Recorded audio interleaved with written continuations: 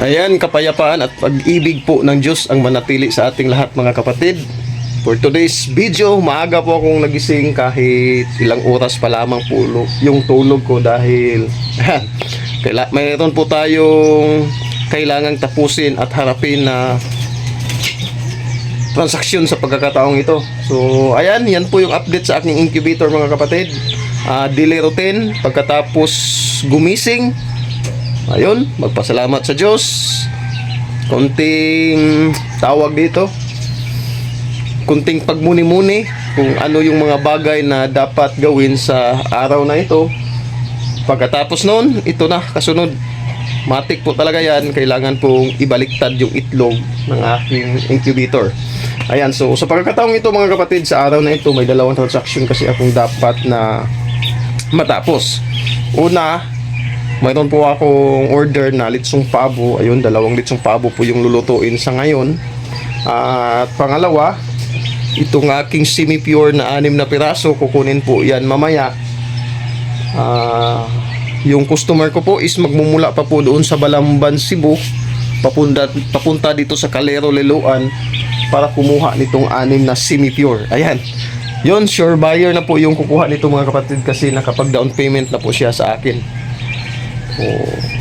Ready na yung box. At dito naman po tayo sa aking incubator. Ayan, pailawan natin. So 3 times a day po ako nagbabaliktad nito, pagkagising, tanghali at bago matulog. So, manual incubation lamang po yung aking ginagawa dito mga kapatid kasi nga ito pa po yung kaya. Ayan. So, satisfied naman ako. Minsan nagkakaproblema yung incubator, pero sa katagalan na po. Ayan. May mga laman po yan mga kapatid. Incubator. So, ayan. Yung lahat ng tray may laman. Hindi naman masyadong puno lahat, pero may laman po. May nagpapa-incubate kasi sa akin ng mga itlog ng manok mga kapatid eh. So, at ito po, samahan niyo po ako. Here we go, let's go.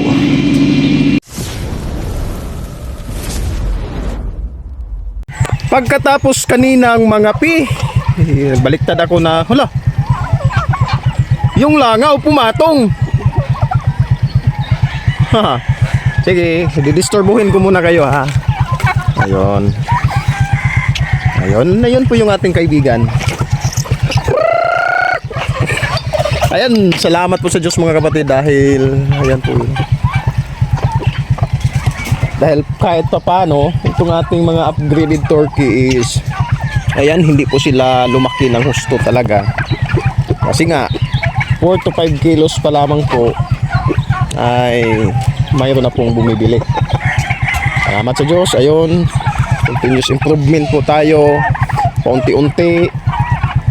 Kumbaga mayroon na po tayong paningin sa darating na mga pagkakataon. Ayan, awa tulong ng Diyos po talaga.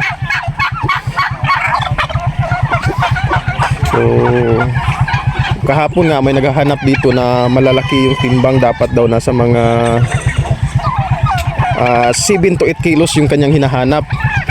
Kaya lang, sad to say, hindi pa po umaabot sa ganong timbang, is talagang nauubos na po. Ayun nga, 4 to 5 kilos pa lamang po yung timbang,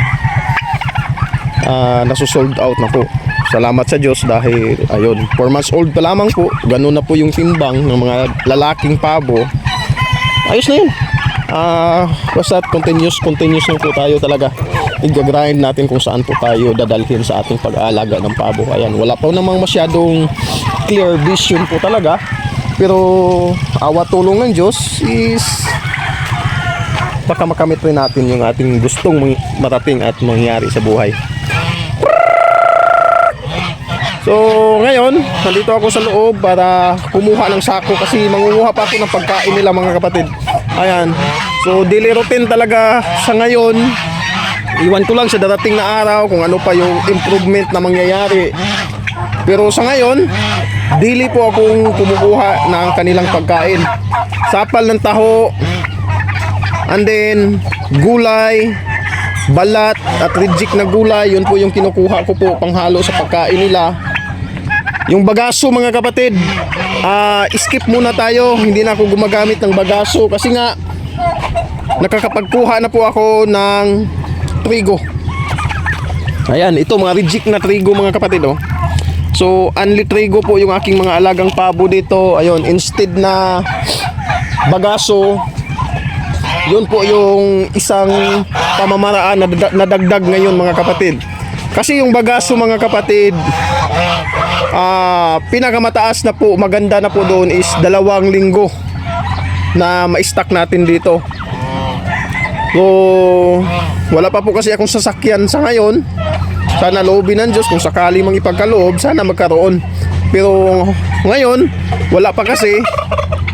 Ayun, nag-skip na ako sa bagaso, yan trigo na po, kasi nga pwede akong kumuha dyan doon sa planta ng harina ng maramihan. So time consuming rin kasi sa akin yung bagaso, ikakarga ko sa motor, 1.5 sako lamang po. Tapos yung presyo niya is 250 per sako, where else dyan sa trigo, yung 1 sako niyan is mura lang yung kuha ko. Tapos maramihan pa. So ayun, magre-rent na lang ako ng sasakyan para makakuha doon ng marami. So yun po yung istorya natin sa bagaso. Skip muna ako sa ngayon. Iwan ko lang sa darating na araw kung babalik ba ako sa paggamit ng bagaso. Dahil ngayon, instead na bagaso, pure na trigo na po yung aking gamit. So bago yan, kasi mangunguha pa ako ng gulay, papatayin ko muna yung ilaw. Hindi pala hindi nasindihan yung ilaw na LED light. Ayan po yung supply. Hindi napailaw ni mama kagabi kasi ayun, dumalo po kami ng aming pagkakatipon sa pasalamat. Kaya ayun, si mama po yung pinakiusapan ko na magpailaw sa pabuhan. O kukuha na ako ng sako mga kapatid para pupunta na po ako doon sa pinagkukunan ko ng sapal ng taho. So cute tadi akong mga paboy. Ayan. Sa ngayon po mga kapatid, andito na po ako kung saan dito ko po kinukuha yung sapal ng taho. Isa po itong sangkap, ganito po yung itsura mga kapatid ng sapal ng taho. Sobrang pino po nito. Yung ayon sa iba, pag hindi daw kumakain yung pabo nila. Pero dito sa akin, malakas po silang kumain nito mga kapatid. Basta't nasa mga 30 to 40% lamang po ng kabuuhang pagkain nila yung ihahalo ko nito. Napakaganda nito, sobrang taba ng pabo nito pag nagustuhan nila yung pamamaraan natin ito. Hindi ko rin ipakita pala sa inyo kanina mga kapatid. Dumaan rin ako doon sa paggawaan ng bibingka. So nakakuha rin ako doon ng sapal ng niyog. So ayan po yung 2 sapal na nakuha ko po. Sapal ng niyog at saka sapal ng taho. Ang dami na yan, oh.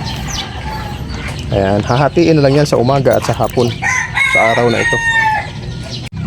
Kararating ko lang dito sa aking pabuhan. Kung gusto nyo mag-order, i-message nyo na lamang po ako sa Ambaking Litson Pabo. At ito po yung aking motorsiklo sa ngayon mga kapatid. Huy! Ay, akong tangad eh. Makuhaan akong tangad. Alis. Napakalaking bagay pa naman yan sa Litson Pabo ko. So, ayan. Hindi masyadong malakas yung takbo ko kanina kasi kita nyo naman, oh. Hindi masyadong na-organize yung pagkakarga. Hindi balance. Pero ganun pa man, umabot din naman sa destination. Kung nakikita nyo, ayan, ready na po yung sapal, yung gulay at saka yung saging. Ayan, maraming naliligo dito sa dagat eh. Tapos bumili na rin ako ng mga ricado para sa Litsong Pabo. All goods. Ayan. Ngayon, magmamarinate ako at i-prepare ko yung Litsong Pabo. Mayroon naman akong naatasan na mag-ikot sa Litsong Pabo kasi hindi pa po tapos yung aking automatic na Litson Pabo. Ongoing pa po yung paggawa. Pero laban lang, awa tulong ng Diyos lang talaga.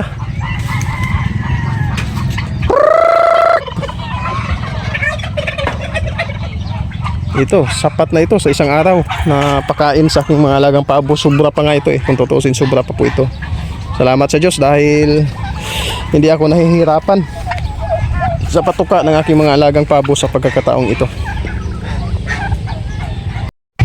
Nara, manguhag ayuda!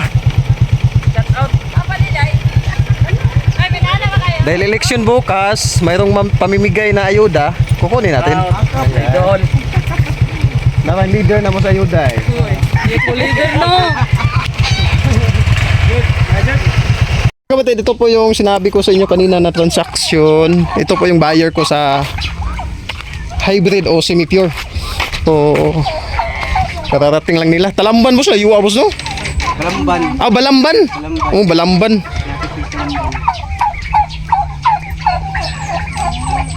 Kana mo na ang mga upgraded. Mga upgraded katong pero dagko gyapon ni kumpara sa kuan sa lokal. Kaya ang laki na 11 kilos na. Ang mga bayi kay 6 kilos, 5. Then mo na kung breasted ang puti kanang puti. Dayon ang katong inyong kuaon nga kuan mo ni ang parents. Dayon. Di lang ko sure sa asa ani nga itom ang inahan. Dako na na dayo. Mo ni ang 18 na ni kilos no. Kani. Mo ni ang laki. Mali si Blackbird. Oh, mo ni si Blackbird. Mo yung amahan nato. Ang mga bayi ni tag 6 kilos. Di lang ko sure asa ani nga bayi.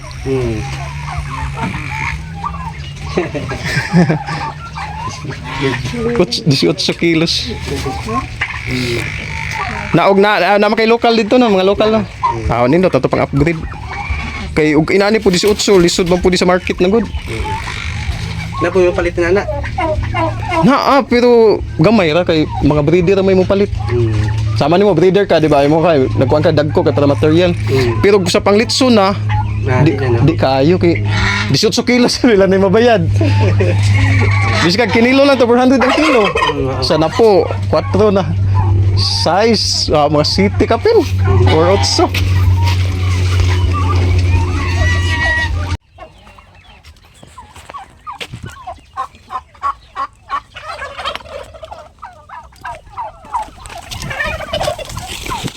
Yung madakpa na idlas kayo.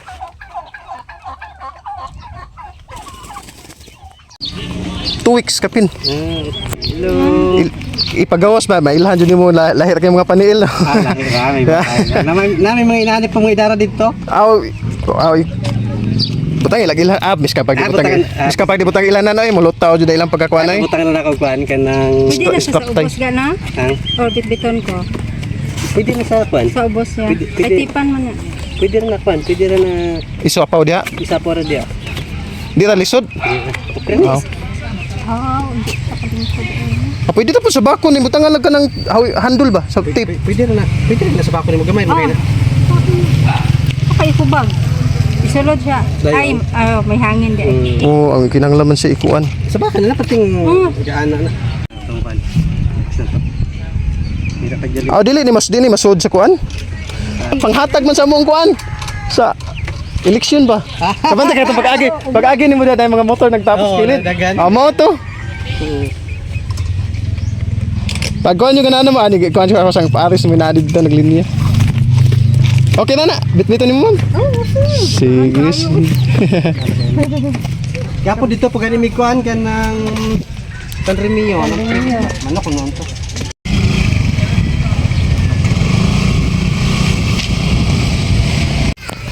Bali mga kapatid, ito po yung order sa araw na ito. Isang piraso lang. Yang isa para sa amin yan. Para yan sa taga Tuyok.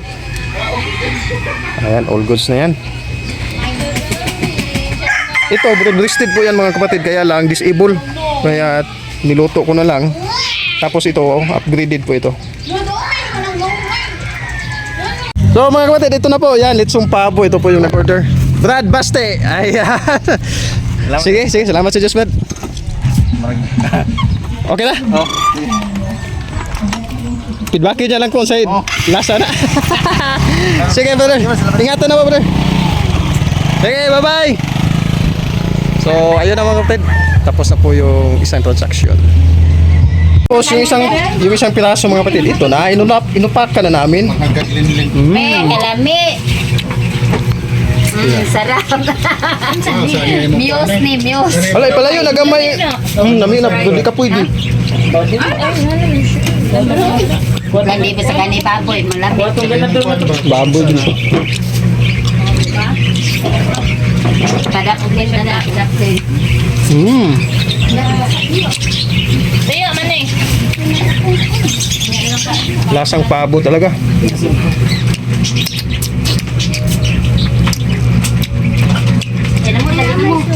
Tinamupan. Oh. Steam or kwan? Fried. Ayos yung lasa mga kapatid. Maanghang na konti. Ang bisa ko mo. Pinakabok eh? Ayan, bali yun po yung counting update kanina mga kapatid. Kinuha na po yung 6 piraso na semi-pure o hybrid turkey. At ngayon, parang nagkakagulo sila mga kapatid kasi yung 20 piraso doon sa likod, pinakawalan ko na po, isinama ko na po dito. Kaya ayan, magulo sila. Kasi may parang bago dito sa kanilang harapan eh. Ayun, tapos yung lechong pabo na deliver kanina at the same time, hindi naman siguro masama dahil tinanggap rin namin yung accounting ayuda ng mga politiko. Ayan, so budget na kasi yun eh. So ganun pa man, tinanggap natin yung kaunting pira na kanilang binigay. Pero pagdating na po doon sa baluta, ayan, tayo na po yung bahala syempre. Wala, nag-aaway ay. Okay. Nagmamatapang ah. Nagkakagulo. So, ayan. Tapos si Mrs. Ano problema?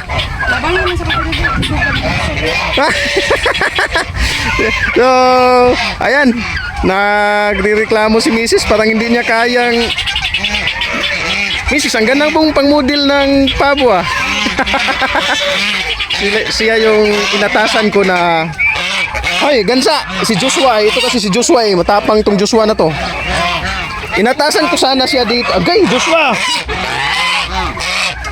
Inatasan ko sana siya na itong mga 3 months old dito, ililipat dito. Pero yung kanyang nalipat, isang piraso lang, ang dami nito eh. Ano ba naman tong si Mrs. oh? Ang daming pwedeng ilipat, isa lang yung nalipat. Abang kay kusog kayo mga layat. Bali po mga kapatid, yung 1 month dito na pabo, inalis ko na kasi baka maisupukit sila sa dumi. Sa ilalim, kailangan ng linisin eh. Ayan, so wala nang laman. Nasa mga 30 mahigit. Ito yung kanilang leader. Hi, leader. So, ayan, dito sa labas, nagkakagulo kasi may bagong pakawala mga kapatid. Mahigit sa 30 ito eh. Siyam, 10, 29, tapos may manok. Tapos itong 6 dito mga kapatid, ito semi-pure po ito. Ayan, 6 semi-pure. Itong isa brood-listed dito eh, kaya lang diferensyado yung paa. Itong 6 semi-pure o hybrid. So, all goods na yan. Tapos yung napakawalan ko dito na sa mahigit sa 20 rin ito eh. Ayan, may malaki kasi nga yun po yung nagkasakit, ginamot natin, okay na. At ngayon, ito na po yung ating inilabas. At mga 1 buwan o 3 linggo mula ngayon, maaari na natin yung isama dito. Dito sa rinse. Maaari na natin yung isama. Pero ito, ayan, materialis natin ito mga kapatid. Hindi ito basta-basta. Hybrid po ito na semi-pure. Ayan, so stipot lang dyan kasi maganda yung kanilang pagkalagay. Ayan oh, nagkagulo na sa labas kasi nga may bagong pakawala. May nabinta tayo, may bago na namang inilagay dito. So paipo po yun, first in, first out. So hanggang dito na lang mga kapatid, ang ganda ng asawa ko no. Ayan. So nagpatulong ako kasi para mas madali, mabilis. Kanina nang tawag dito, kinuha namin yung ayuda ng mga politiko. Hindi ko muna pinakain ng kanilang agahan. Pinasnack ko ng feeds mga kapatid. Dahil hindi sila sanay sa feeds, ito po yung nangyari. Papakita ko po sa inyo. Hindi naubos yung mga feeds oh. Ayan oh. Ayan, pina-snack ko sila ng feeds kasi nga, ayun, pipila pa doon eh. Pero ganun pa man, malakas itong kakain ngayon dahil parang napasting sila kaninang umaga. So, hanggang dito na lang muna mga kapatid. Mahaba-haba na siguro ng konti. Ayan, kinagat pa ako ng hamigas o langgam sa Tagalog. Hanggang dito na lang mga kapatid. Lagi nyo pong tandaan, ang paggawa ng mabuti ay di nagbubunga ng masama. Salamat po sa Diyos. Pag-ibig! Mami! Bye-bye!